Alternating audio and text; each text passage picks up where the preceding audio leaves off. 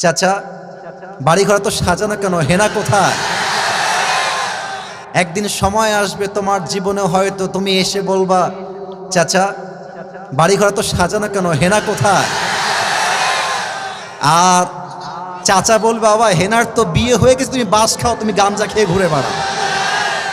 এটা আমি তোমাদেরকে মন প্রাণ থেকে বলছি, যুবক ভাইরা অলওয়েজ মাথায় রাখবা, পুরুষ মানুষ যতদিন টাকা কামাই করতে পারে সবার কাছে প্রিয় থাকে, আর যেই দিন থেকে টাকা কামাই বন্ধ হয়ে যায় আপন মানুষগুলো সব পর হয়ে যায়।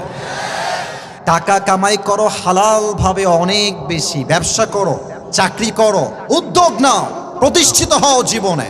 যদি মায়ের কাছে সেরা সন্তান হতে চাও, যদি বাবার কাছে সেরা সন্তান হতে চাও, যদি তুমি তোমার স্ত্রীর কাছে সেরা স্বামী হতে চাও, যদি তুমি তোমার সন্তানের কাছে সবচেয়ে প্রিয় বাবা হতে চাও, তুমি যদি বোনের কাছে সবচেয়ে প্রিয় ভাই হতে চাও, টাকা কামাই করা ছাড়া কোনো গতি নাই যুবক ভাইরা। বলো বলো বলো।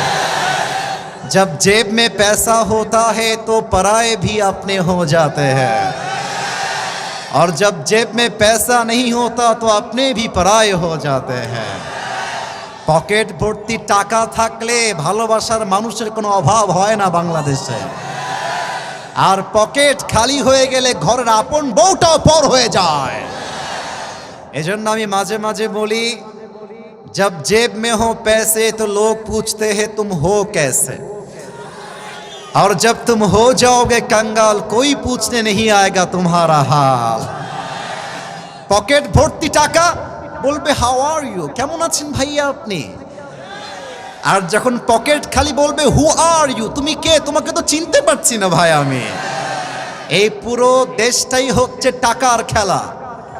এই টাকার জন্য হাজার হাজার যুবক তার পছন্দের মেয়েকে বাংলাদেশে বিয়ে করতে পারে না, এবং এই টাকার জন্য আমি মেয়েদেরকে অসম্মান করে কথা বলছি না, সব মেয়েকে আমি আসিফ এক পাল্লায় মাপি না।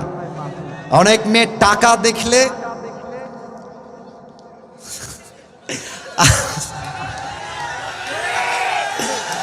টাকা দেখলে আর সরকারি চাকরি দেখলে টাকলার সঙ্গ বিয়ের পিড়িতে বসে যায় না, এমন মেয়ে তো বাংলাদেশে নাই।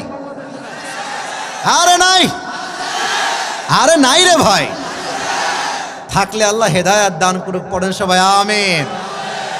এজন্য আমি বলি, পকেট শূন্য থাকা অবস্থায় যে আমাকে হালাল ভাবে বিয়ে করতে চাইবে সেই তো আমার ভালোবাসা পাওয়ার যোগ্যতা রাখে, আর যে আমাকে প্রতিষ্ঠিত হওয়ার পরে চাইবে, বুঝতে হবে সে আমাকে ভালোবাসে নাই, সে আমার অবস্থানকে ভালোবেসেছে। আল্লাহ যুবক ভাইদেরকে হালাল ভাবে বেশি বেশি ইনকাম করার তৌফিক দান করুক, পড়েন সবাই আমিন।